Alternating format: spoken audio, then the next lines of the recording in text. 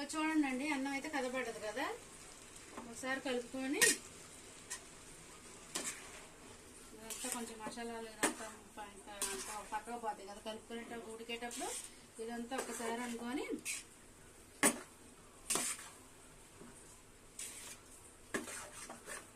పొడి పొడిగా వచ్చింది కదా, మధ్య పొడి పొడిగా వచ్చింది.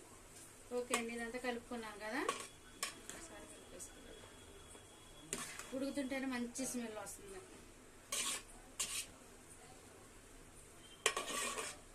ఇలానే వేసుకొని మూత పెట్టేస్తానండి. మూత పెట్టేసి సిమ్లో పెట్టుకుంటా. సిమ్లో పెట్టేసి పావు గంట అన్నా మగ్గాలి, పావు గంట 20 నిమిషాలన్నా మగ్గాలండి. ఇది పక్కన పెట్టేసుకుంటాను. పక్కన పెట్టేసుకొని చికెన్ ఉంది కదా, చిన్నపై మీద పెట్టేసుకుంటే లక్కీయేనా.